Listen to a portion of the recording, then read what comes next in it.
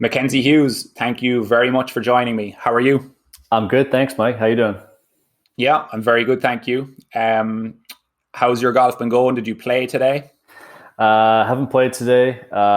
So today in Charlotte, North Carolina, they typically close most country clubs down, kind of a maintenance day for the golf course. So just been hanging out with the family today, and hopefully get a workout in a little later. Excellent, very good. We'll touch on some of your workout stuff a little bit later. What we're going to start with is a little bit more to do with your golf career and the progression that you followed, rather than going through early childhood, how you got into the game and all that stuff, which might come into some of the questions later. I would like to start with something I'm sure you've no problem talking about, is the RSM Classic in November 2016. Your ninth start on the PGA Tour, your fifth start as an official member. You won your first PGA Tour event. What I would like to go to, rather than the winning, is if we can jump to Saturday. You had a little bit of a hiccup along the way, which all golfers are familiar with. There's not many golfers can make a triple bogey on the third round of a PGA Tour event and still win. What I'd like to hear is what's going through your head as you're walking to 12. Yeah, so I can remember all of that very clearly, and it wasn't just you know a triple, and I was leading the tournament by I think two or three shots at the time, and but I mean that was essentially my only adversity of the tournament at that point because I hadn't made a bogey until that point. So I'd gone, I think I'd gone 46 holes without any drop shots, and then all of a sudden I make triple, and so that was a bit of a shock to the system because things were going along, nicely, and just feeling really great about things, and that moment was kind of that was my tournament right there. I mean, that tournament could have been lost in that triple in the last seven holes, or I could have kept myself in it and retaken the lead. And I kind of remember telling myself that I was playing just way too well to let that bother me. And just the way it unfolded was really unfortunate. I got a couple bad breaks, but my response, like the next hole, I had a really tough chip, and I got up and down, and I birdied the next hole after that. And I remember thinking to myself, like, once I kind of got my feet back under me, nothing felt different. I mean, I had given up my lead, but I was like, you would have killed for this position, starting off Thursday. So I just kept reminding myself that I was playing great and I was in a great position. And yeah, sometimes, those weeks you respond to those things better than other weeks. And that week I really responded to that well. And I just put my head down and went back to work. And, again, like I could have lost that very easily. And had it been 2 weeks earlier or a month later, maybe something in my life would have, altered the way I would have reacted to that. But I reacted to it really well, and ended up being, kind of a defining moment of the tournament for me.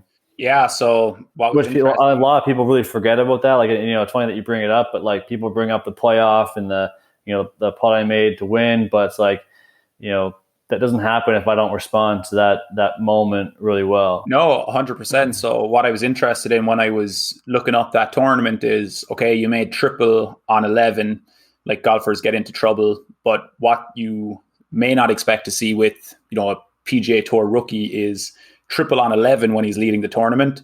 Often that turns into, 74. They kind of hang their head on the way in.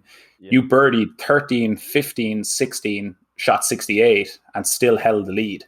Yeah. So that was basically ties in with what you were saying about you were able to turn it around and say, okay, I'm still in really good position. Yeah. So, Yeah. And to have a one shot lead going into Sunday, I knew as I was getting to the last few holes Saturday, I knew I was around the lead, and it was important for me just from a mindset standpoint. Like, I wanted to finish in the lead. I wanted to be the guy everyone was chasing. And as a rookie, I can't explain why I wanted to feel that, but I did. I just wanted to be on top. Well, I didn't want to be tied for lead. I wanted to be in the lead solo and the guy that everyone was looking up to. And yeah, the way that round finished off, it was incredible. And again, was able to, play well Sunday, or well enough. And but yeah, Saturday was probably the biggest round of the tournament for me. Yeah, so that ties perfectly into the next question I wanted to ask. Golfers and people in general are very happy to talk about, say, physical work they're doing on their game, whether that's golf swing, putting stroke, short game, improving their strength or mobility. Some people find it hard or aren't as comfortable talking about things that they might be working on mentally, dealing with their attitude and, overcoming setbacks, basically holding yourself together.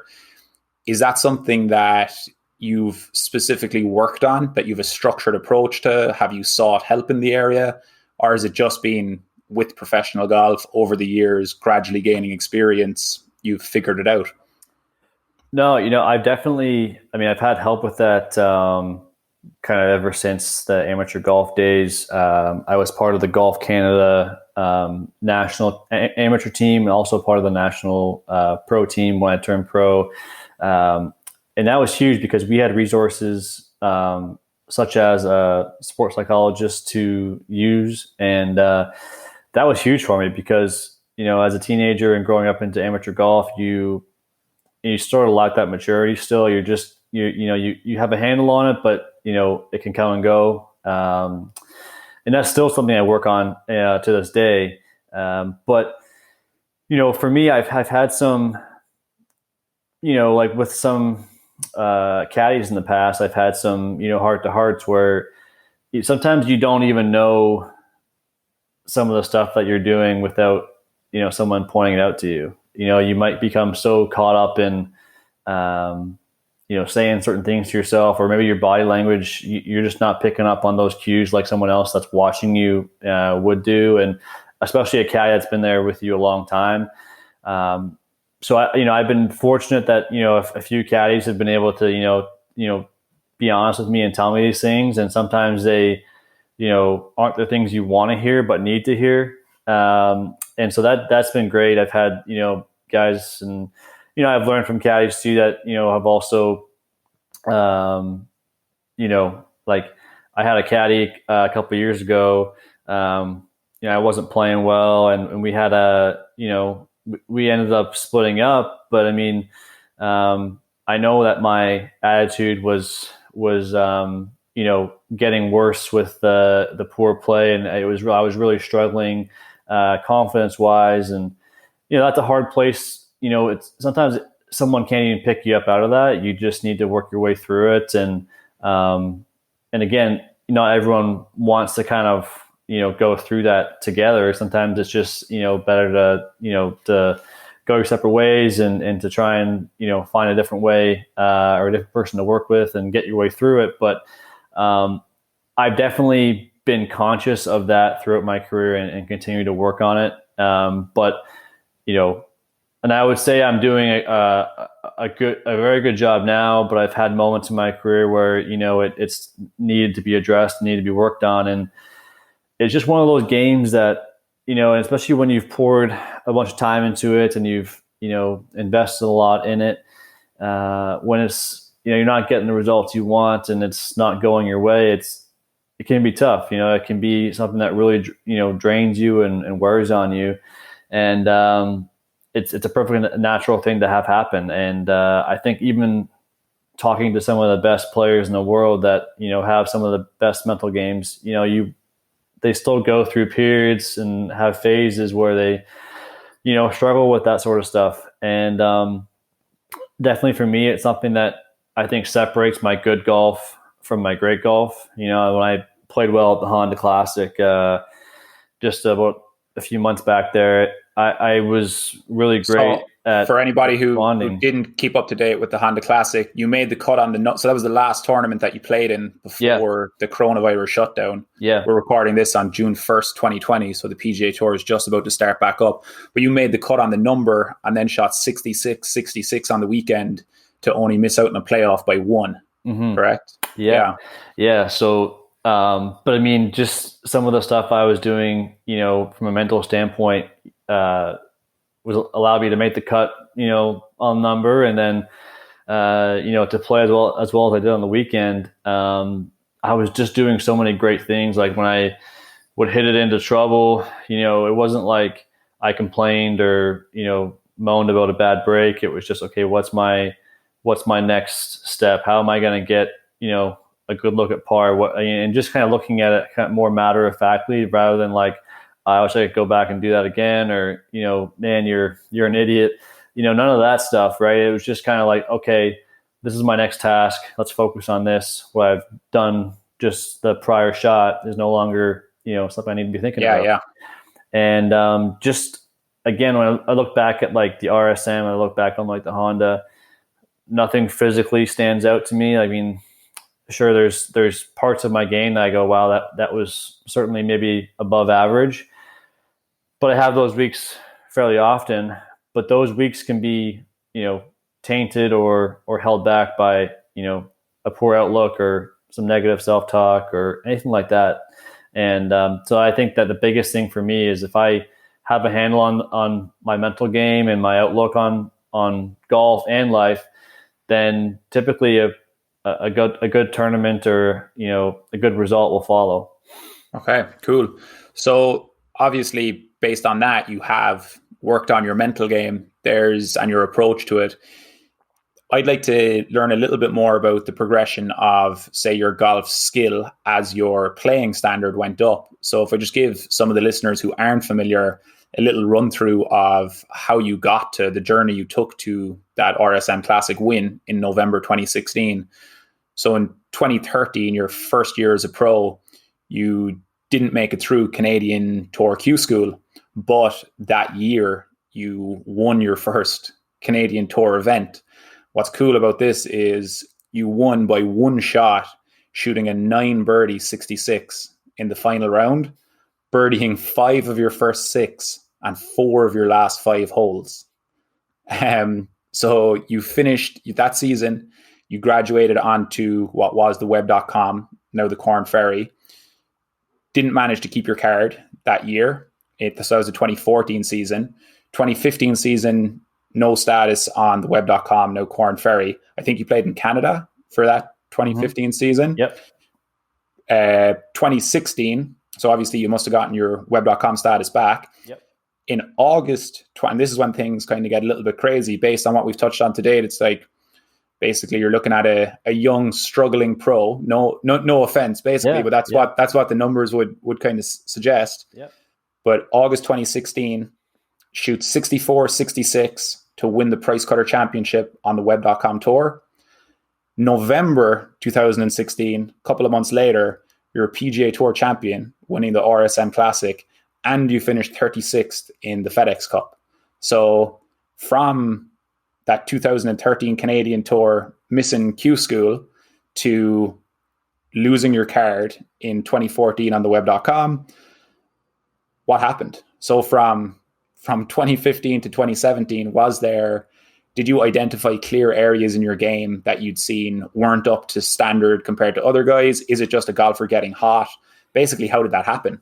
So it's definitely not, a golfer can get hot, but, in order to make that progression and that leap, I mean, you can't just say, someone got hot and, over a 2-year period, because, clearly I, had sustained levels of, high play. And, in Canada in 2015, that was a big year for me, even though from a financial standpoint and from, world ranking standpoint, it didn't mean much in the big picture.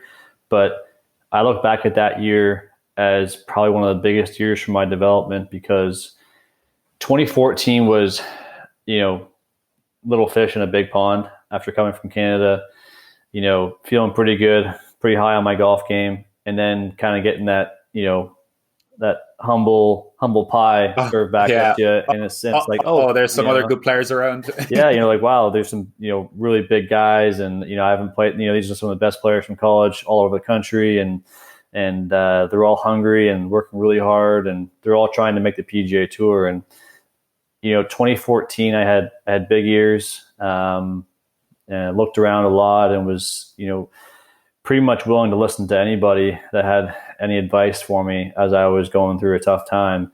And, I learned quickly that, people that don't know you or don't have your best interest at heart, aren't always going to tell you the right thing or the best things. They tell you what they think, but, unless it's coming from someone that you trust, it just doesn't mean anything. And 2015 was a big year in that I went back to Canada and I was just really committed to getting back to things that got me there in the first place.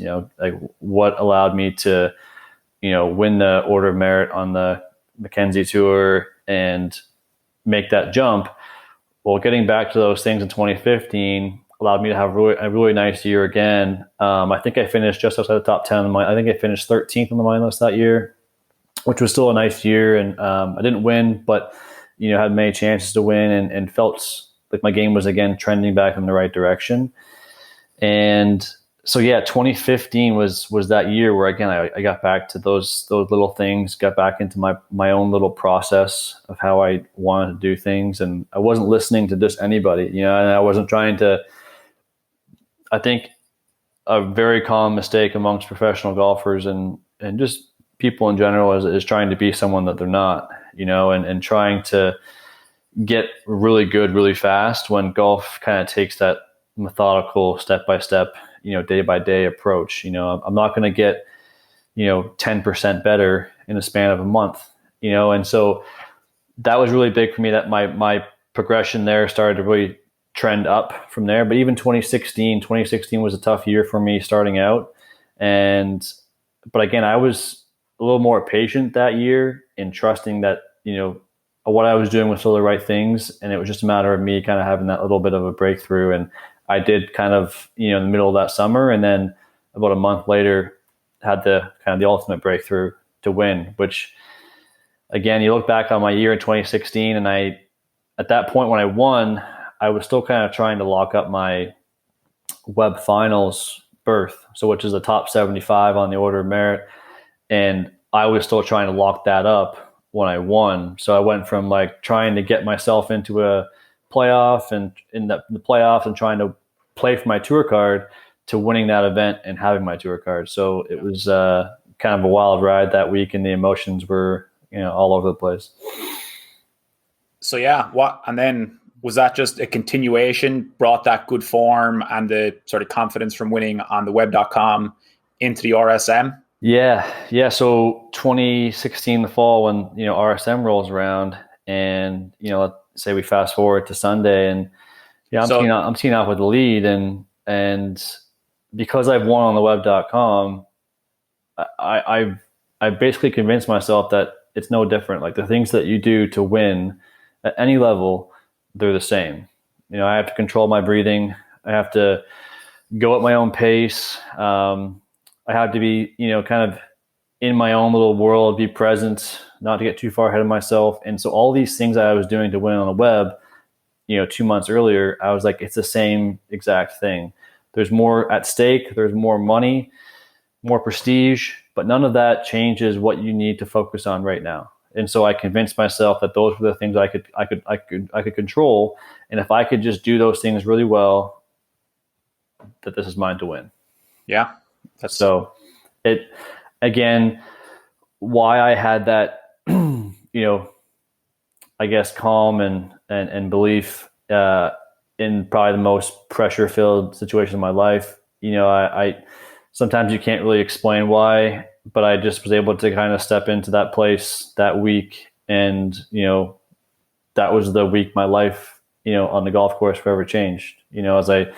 As I now have a 3-year exemption, essentially, because I went early on in my first year, and all the things that it opened up for me at that point, it was life changing. And so, to this day, I still, reap the benefits of having that win. And so, just again, I just had that belief and was able to kind of put it together that week. But sometimes you just can't really describe why. Yeah, that's great. Wrapping up on the RSM, we'll move into a couple of other things then. So for anyone who's not familiar with what happened in that tournament, Obviously, you came back from the triple on Saturday, which we touched on, made 3 birdies on the way in. But in the playoff, it went to Monday morning, and you hold an 18-foot par putt, and then watched Camilo Villegas, Blaine Barber, and Henrik Norlander miss par putts one by one from inside 10 feet. So what goes through your head for the first 15 seconds when you realize you're a PGA Tour winner? And the other thing that I was going to touch on, you're now a millionaire at 25 years old. Yeah. I don't think it was, to touch on your last question, right? It wasn't, the money wasn't anything that hit me right away. But in that first 15 seconds, Camilo was last guy to putt, and, as he missed his, it was really just kind of disbelief, because when I made my putt, I was first in, I was the furthest away. And in my head, that just got me to the next hole. So now I'm just mentally preparing for the 18th hole. We're going back to 18, par 4. And I'm like, well, I've still got a chance. I'm still in this. And it just kind of, again, my mind wasn't there in that place where like a win was a possibility at that point. It was like, okay, first guy missed. I'm like, okay, well, there was going to be at least probably one miss. And then the second guy misses. And I'm like, wow, that's surprising. And then it's just down to Camilo. And then it hit me where I was like, wow, if this doesn't go in, I win. But then I was like, hey, stop. It's going to go in. It's going to go in. And I was like, just prepare for 18. We're going to 18. We're going to 18. And then when that misses, it's just like, you can't believe what you've just seen, because, I would say 3 minutes earlier, it looked like I was going to be out. And, potentially that whole week, that whole, grind of playing with a lead all 4 days was going to be gone. Yeah. The whole thing was going to be over. But then 3 minutes later, I've won on that very green. So like the turn of events and the emotions were just so incredible, because I missed the green long left, and my chip was close, but, left me the furthest away. And then again, a few minutes later, I'm holding the trophy, and I'm being interviewed, and my mom and my wife were running onto the green, and it was just so wild. And I still remember, what those feelings were like. And that really is what drives me, every day to get back to those feelings, and to, there's nothing better than, finishing a tournament and knowing you beat everyone that week and holding a trophy. So, haven't been able to do it since, but, I've been close a couple of times, and it's the greatest thrill. Very good. At that stage in your career, how significant was the money for your financial comfort and security? So you're 25 years old, had a couple of years on the Canadian Tour, Corn Ferry Tour. We often hear of, the grind of the, say, non-top tier tours for, basically funding your way. We all, like, $1 million is a big deal no matter who you are. But did that change your sense of, say, comfort and stability and things that you were able to do just in your everyday life and just your mindset, essentially? Yeah. There's no question that when it all settles down and, the dust settles, it's just like, okay, that money hits your account and you go, well, we can afford a few different things, and we're just, you're not wondering quite as much about the future. You're feeling a little more settled with what you have. And I remember it wasn't even just that, I think with that win, it was a financial freedom when you win $1 million, but it was also knowing that you were playing the PGA Tour for the next basically 3 years. 3 years. Yeah. So I knew that, again, even especially with the confidence from that win, I was like, I'm going to be able to, make more money. And in the next few years, I'm hoping to make, plenty of, millions, apparently. Yeah. And so I'm comfortable in my own head thinking that, wow, you've played Canada and you've played web.com. And so now you have that freedom that you've never felt before. And not only that, I've never had an exemption before, to play the year after and the year after that. Yeah. So to know where you were playing financially, to have that, that in your pocket as well. Stability. Yeah, the stability was amazing. And, actually only a few months later, my wife and I got pregnant, and that even made that so much less stressful. If I had been pregnant with my wife a year earlier on the web.com, I would have been a little bit stressed just knowing that I wasn't quite where I wanted to be financially, the left to right 6-footer is for a little diapers, bit more when you're on the, yeah, exactly. Yeah. So it was great. Yeah. And, it's not about the money. I would probably play golf for peanuts. But again, when it comes down to it and needing to feed your family and yourself, that money definitely goes a long way. So Mackenzie, really cool summary of essentially how you've gotten from the Canadian Tour to being a PGA Tour winner in a 3-year time span, basically. What I want to ask you about next is how much thought have you given to the possibility of playing in the Olympics? So unless you're in the world top 15 by June 2021, you need to be in the top 2 Canadians in the world rankings. Currently, I think you're 168. Adam Hadwin is 55th, and Corey Connors is 66. Now, there's obviously a lot of golf to play between now and then, but is the Olympics something that you've thought about?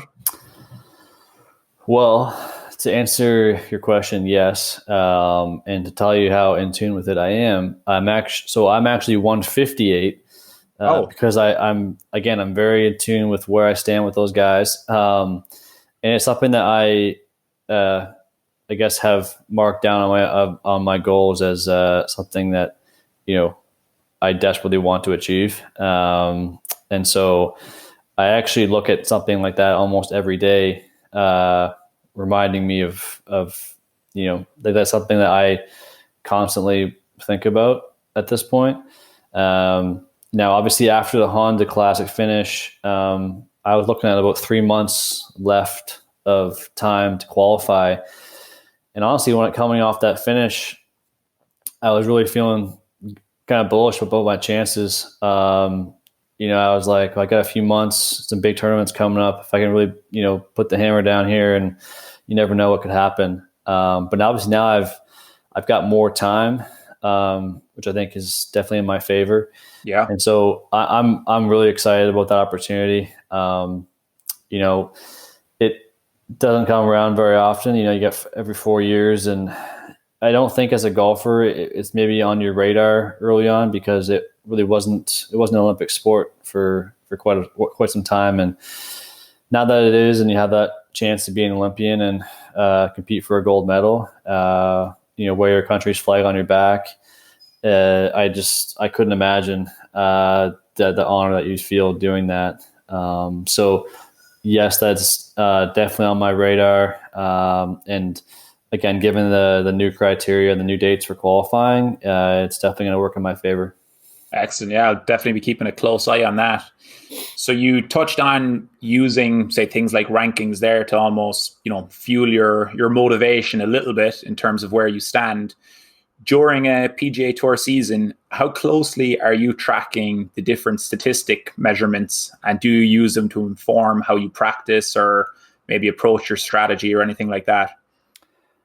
I would say I look at them quite frequently, but I don't get glued to it. I don't, like, for example, a driving accuracy stat can sometimes be misleading, right? So you could say, he's hitting 60% of his fairways, for example, but the quality of his drives and the ones that miss, are just out the fairway, or they're, 5 yards in the rough. It's not like he's hitting, that many fairways and the ones that he misses are out of bounds or in hazards. And so like, I look at stats like that and I go, while this number doesn't look like what I want it to be exactly, I know that I'm actually driving it pretty well. So if I, have a week where my driving accuracy may be a bit down, I can attribute it to, either windy conditions sometimes or hard fairways to hit, firm conditions. So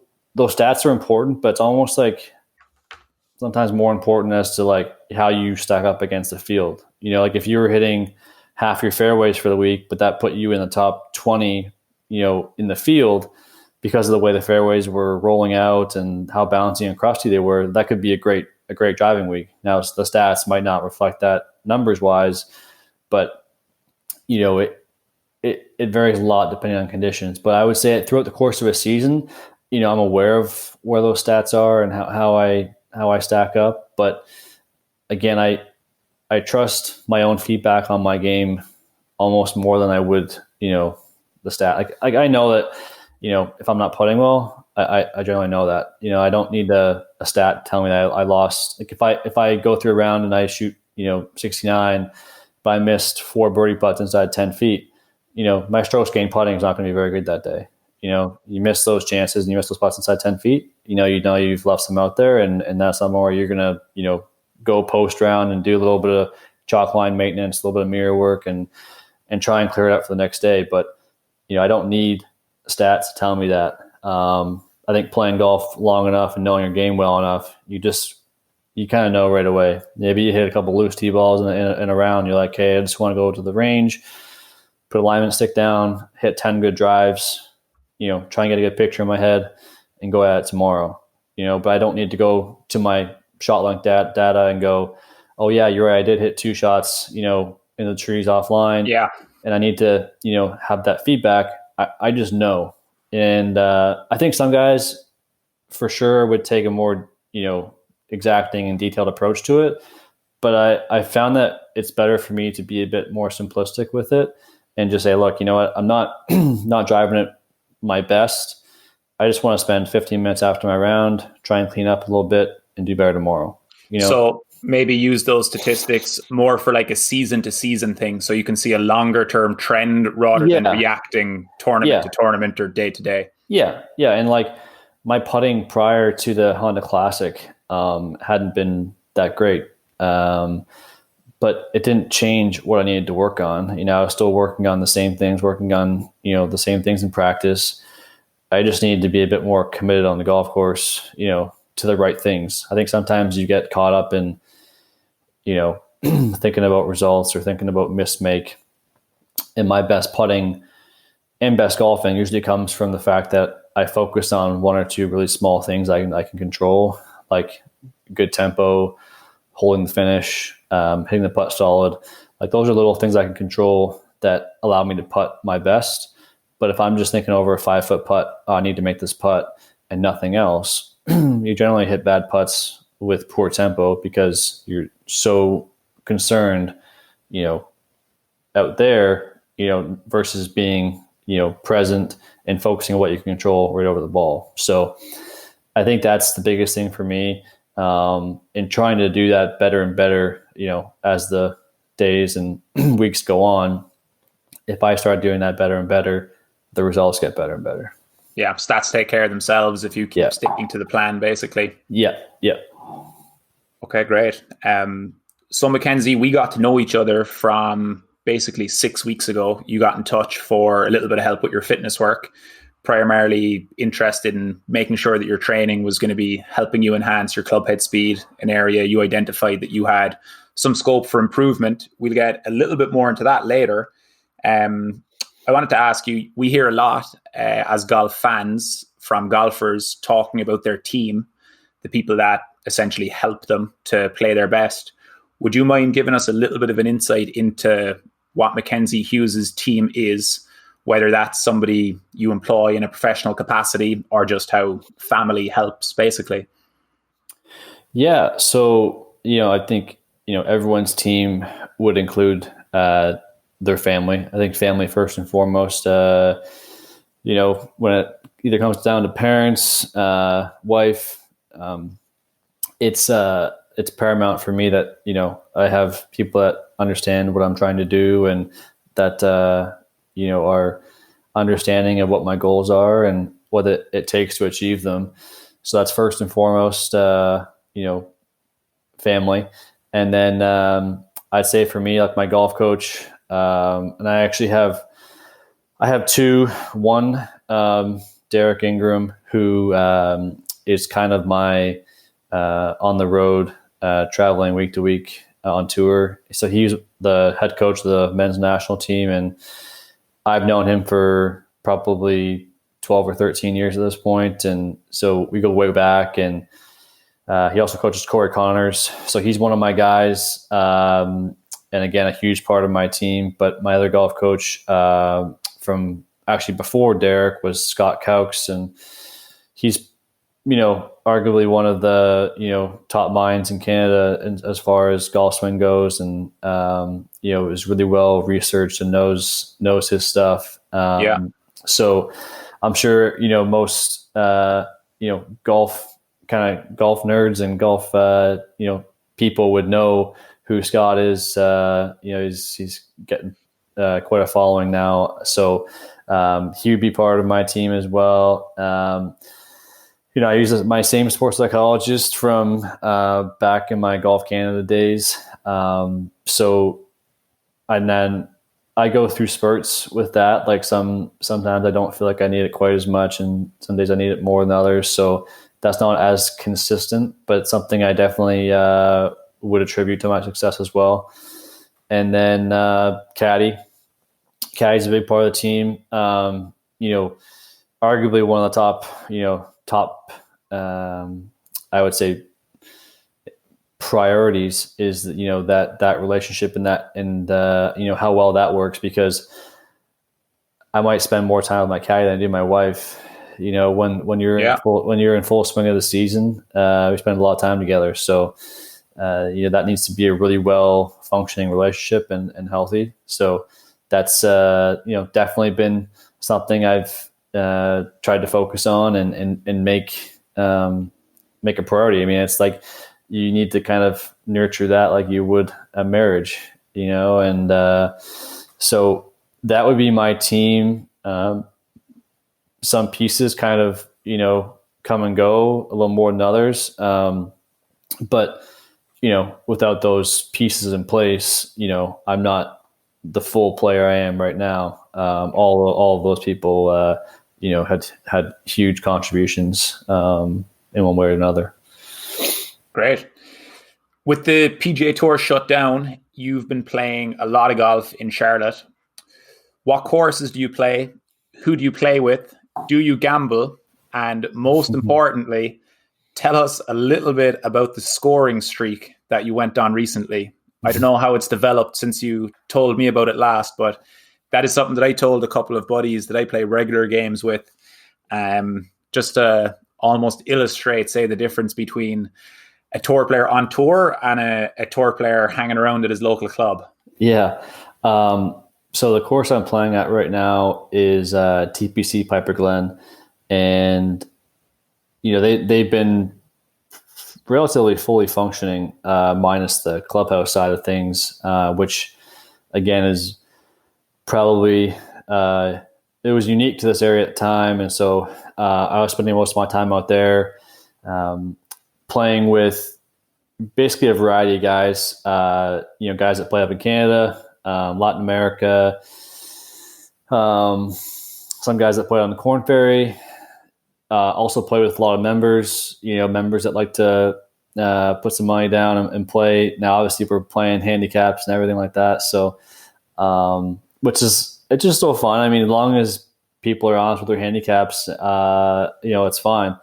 But so that's kind of who I'm playing with and where I'm playing. And yes, I do gamble, but none of my gambling is very exciting. And I'm not like Phil or any of those guys just casually throwing down a couple $1,000 just to keep you sharp a little bit. It's just something to focus on, and whether it's $20 or $100 or whatever it is, I mean, it's just something that like makes you dial in a bit more and kind of makes you focus on the things you would focus on in a tournament, to get the results you want. Like, you can't be focusing on, say the money or the result quite as much, but again, focusing on that process and those things you can control. So I think those matches are good for that. And just playing golf in general is good for that. You can be on the range and hit 20 drivers in a row beautifully. But that doesn't mean anything. It's great for your confidence and stuff like that, but it doesn't give you anything to go with on the golf course other than that confidence, right? And so what you go do on the golf course is what matters. And so playing golf to me is really important and probably the best practice I can do. And what was the last part of that question? It's the scoring streak. Yeah. So before we get to the scoring streak, what handicap do you play those member games at? So it's kind of funny. The guy that organizes the game, he's put me down for a +3, which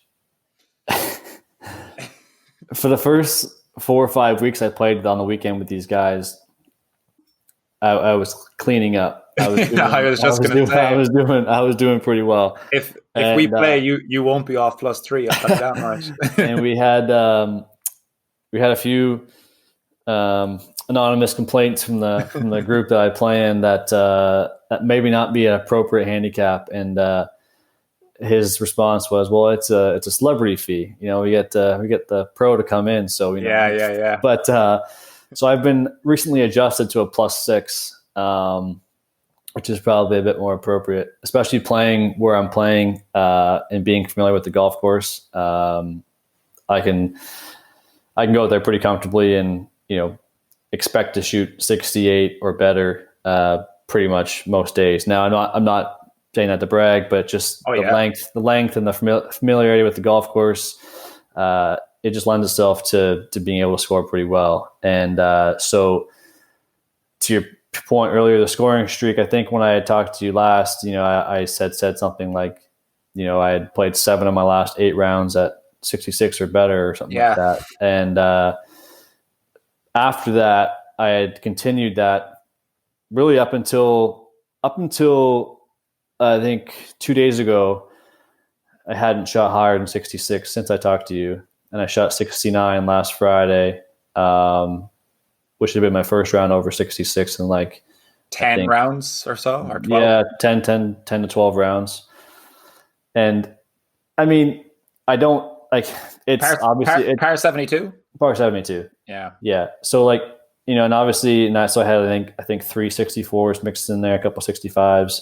But I mean, it's one of those things that the more I play that golf course, I get familiar with it.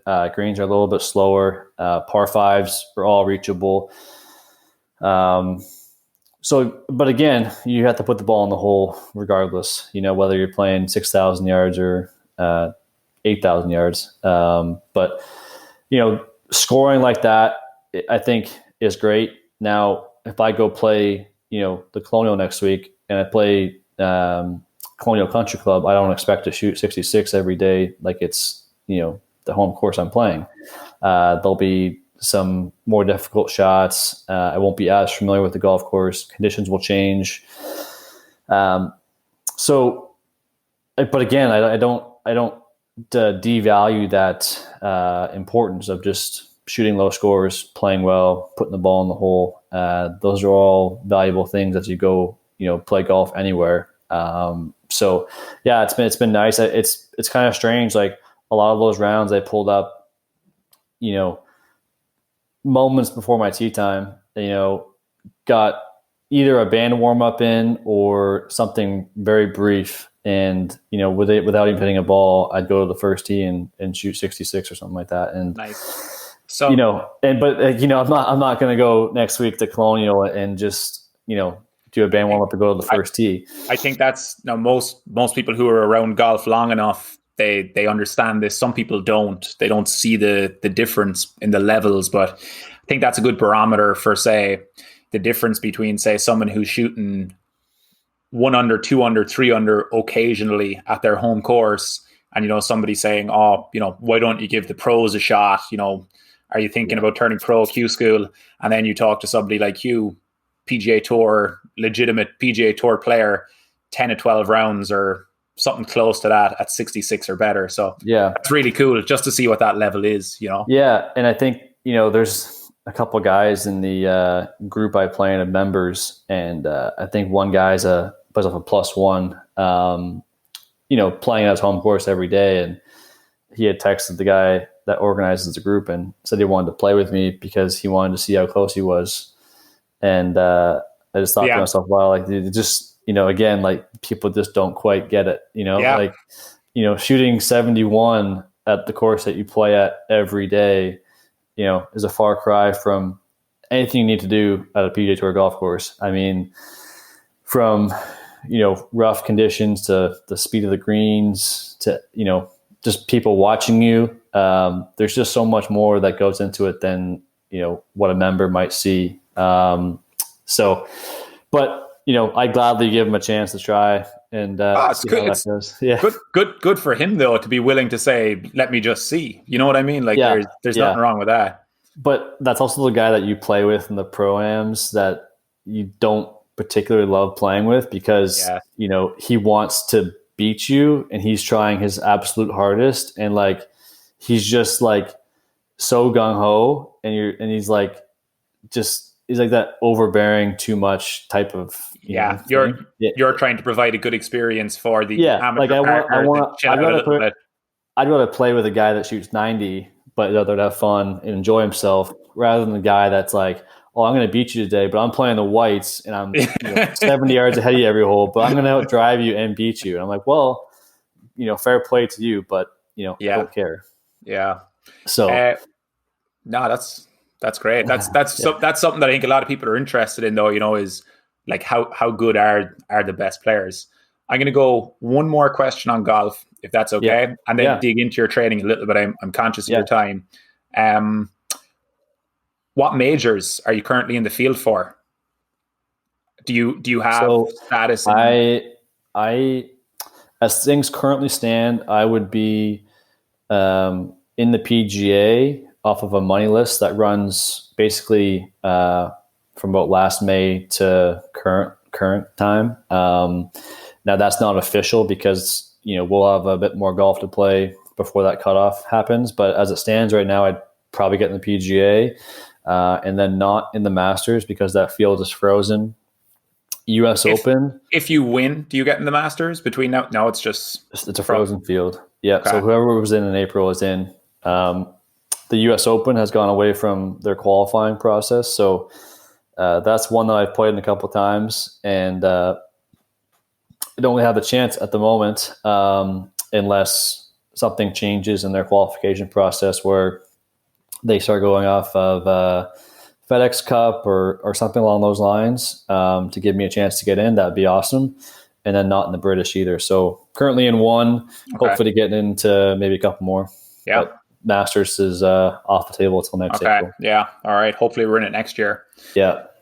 So if we dig into your training just a little bit and basically how we got to know each other, anyone who follows me will be familiar with me preaching about the importance and the value of clubhead speed, particularly at the pro level. Mark Brody and his strokes gained statistics have made it pretty clear to see the advantage. You don't have to be a genius to go through the money list and world rankings and look at the distance of the guys who are at the top. But something that was interesting when I looked at your trend, and this is nothing to do with me, it was before we started working together, in 2013, when you were kind of in your beginning pro days, just after leaving college, your average clubhead speed was 111 miles per hour. And last year, powder puff. Yeah. So since then, though, what's been really cool is you've incrementally improved that. And last year on tour, on the PGA Tour, your average was 116.5. So you went from 111.7 in 2013 to 116.5 in 2009. So just for people who aren't, what the hell does miles per hour of clubhead speed mean? Basically, what that means is that for each mile per hour of clubhead speed increase, with all else being equal, so we keep the strike the same, you're looking at in the region of a 2.5 yard carry distance increase per mile per hour of clubhead speed increase. So for you, that's a 10 to 12 yard change in carry distance as an already professional caliber golfer. Mm-hmm. So 2 questions on that.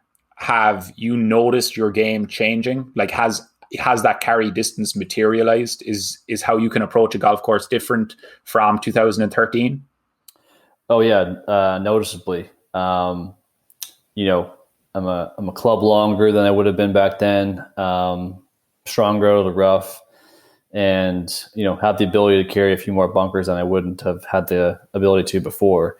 But just from an overall swing standpoint, I felt like I've been able to be a bit more consistent by keeping a more consistent mass on me. Back in 2013, 2012, as I was finishing up amateur golf and turning pro, 160 pounds. And you're 6'1", correct? Yeah, just under 6'1", but yeah, 160 pounds and just a really wiry, lanky guy. But not necessarily like fast enough, but I wasn't like, really fast twitch, long drive type guy. And so I had a very, lean frame, very little, extra body fat on me. And, but now my game is significantly changed with the added distance, more weight, and I'm just more aware of those things. But it's been a very, I would say, consistent and kind of methodical approach to, gain that speed. I've been doing a lot of the right things for a long time, and now it hasn't always been perfect. And I think we've, kind of addressed some of these holes, but I've had a lot of good guidance over the years too. And I've taken some of it on my own direction as well. But I've had a lot of the good guidance from some very smart people. So, in the course of those 3-4 years or so, was doing some great things. And, I mean, that 4 to 5 mile an hour, jump in speed is really big, as you can attest to. Yeah, for sure. So you basically have had a 20-pound weight gain in that time span from 2030. I think you're about 185 the last time I checked your update. So like 160, 165 to 185 over the course of sort of 7 years, and corresponding increase in speed of 5 miles per hour, and clearly a corresponding change in the level of golf you've been playing. Now, there's obviously more to it than just, getting big and stronger and hitting the ball further. But so obviously you mentioned that training has been one of the things you were focusing on a lot there. Would you say that increase in speed was more so to do with you just becoming a bigger and stronger athlete, as opposed to changing your swing or improvements in your swing that also helped with your speed? That's a great question. I would say, there was very incremental changes in my swing, but not super noticeable to the eye, but just like being a tiny bit more efficient, small setup changes. But honestly, I wouldn't say that my approach to the golf swing really ever changed. Like, a lot of my, my big keys are rhythm, staying in my posture, trying to kind of rotate left through the ball. I like to see the ball fall right. So a lot of those things I do really didn't change much. But in the gym, I was consistent with if I was getting ready for a round of golf, take you back to 2015. 2015, I would do a dynamic warm up before every round, and that involved, dynamic stretching with a band, some active movement with say high knees, and some walking lunges with rotation, and some cariokas, which I'm sure you're familiar with. Yeah. Some lateral shuffling, high knees. I think I said high knees before. Butt kicks, but trying to be explosive through those movements. Trying to move pretty fast and warm up. Trying to get my body kind of fired up. And didn't really touch a whole lot of weight that summer.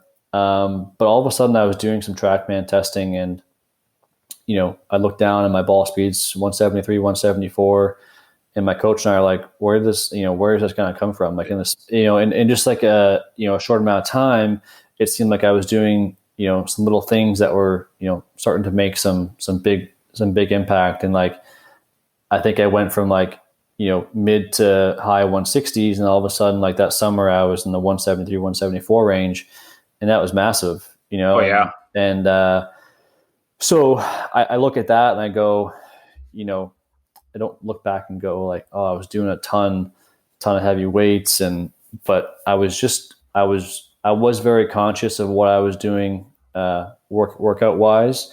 at the time, and trying to move quick. And again, I had lots of great advice at the time because I was still part of a young pro team with Golf Canada, so I was getting great kind of insight and advice. But it really came down to thinking about what I liked the best and what was working for me. Like, at the time, that's what felt the best and how I felt the best playing was doing that stuff. And, I could do as much of that as I wanted to and never feel sore, never really feel that fatigued because it was brief, but it got the job done that I was looking to get done. It got me fired up to play, got the body primed. And so I look at those things and I still, I still look at those things as like things that work well for me. Now, obviously, you and I are doing our work together, and that's I've basically said, hey, I'm going to do exactly what you lay out for me, and follow it to a T, and we'll do just that, and I won't dilute it with anything else. But I think it coincides a lot of with what you're saying. You found beneficial in the past, though. Yeah, for sure. Just in different ways and different exercises, but for sure it does. And but yeah, I've always felt like if I felt really good physically, I was going to play well. If my body felt good, I felt strong, and my body was able to do what I wanted to do, regardless of whether I had practiced a whole lot or whatever, I felt like I was going to be able to play well. Now, on the flip side, if I didn't feel that strong, body felt tight, not that mobile, golf would be a little bit harder that day. Sure. Those are the days that you would love to grind out a 70 or 71 sometimes. And then when you're feeling great and you're putting awesome, you shoot 65, and so again, huge value to me on that sort of stuff. I'm a big proponent of, again, even during this quarantine, if I've got 10 minutes before my tee time, I want to do a band warm up or, something like that versus hitting 30 balls or 20 balls. I want my body to feel primed and ready to go and that I'm not going to hurt anything versus just going to whack a few balls. And, some guys might say, well, I want to feel that ball in the face, just get that. But I mean, to me, once my body's warmed up, I've hit enough shots, And you've shot 66 your last 10 rounds in a row. Yeah, I'll be able to put the ball in the face, most likely. So, again, I think that to me, the physical aspect and what I've done over the long period of time, like we go back to that 112 to 116 and a half, basically, has just been that steady progression of doing a lot of the right things, but being patient with it, not trying to, I'll kind of, make a small joke, but I didn't go full Bryson and try to, become a long drive guy overnight. Yeah. Because I just didn't feel like that was going to be good for my game, and I know a lot of guys have gone that route and we've never heard from them again, try to hit it really far and whatnot. So, anyways, I've really enjoyed the work I've done in the gym. I like that aspect of training. It's fun for me. So it's not just about, your daily life, not just about your golf game, but it's about your daily life and feeling healthy and living a long life beyond golf. Yeah, no, definitely. I think we'll finish up now very shortly, but one of the real kind of key things that we've had when we've talked about your training is that it's one thing, say, me trying to provide you with a training program that I think is going to improve your strength and power and enhance your club head speed.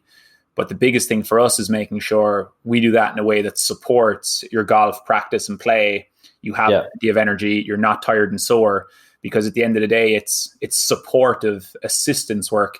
It's not your priority. And that needs to be reflected with the amount of work you're doing versus, just going kind of as hard as you can and going sort of powerlifter or bodybuilder mode versus, okay, how can we use, physical training to enhance well, I think too, a lot depends on like where you're at in your career, right? Because, take me, for example, like if I was training with you and I was a single guy with no family, no kid, well, I wouldn't really be worried about my time constraints. Like I'd have all the time in the world to train, practice. You could mix in a lot more, right? Yeah. But now, what I like about what we're doing together in our training is that, it's not super over demanding in terms of like a time commitment. Every workout that we have, I can do under an hour. The speed workouts I can do in 30 minutes, and not rushing through them, but like still taking my time. Yeah. I have recovery days. So on those recovery days, again, it's nice that I know those days I've got my stuff to do and my mobility, but I'm going to have a good chunk of my day to focus on, again, my number one priority, which is my skill development, my practice, and going to play golf. So as much as I do prioritize the gym stuff, the big thing for me is, again, being on the golf course, playing someone for something of some value to test myself and prepare myself to go play on the PGA Tour. Yeah, no, that's great. Mackenzie, I'm not going to take any more of your time, but I really appreciate everything that you went through. I think a lot of the listeners will find it really informative. And thanks a lot. I really appreciate it. And we look forward to watching you get back to competition. Yeah, I'm excited. But I appreciate you having me on, and maybe we'll do it again soon. Yeah, thank you very much. All right. Thanks, Mike.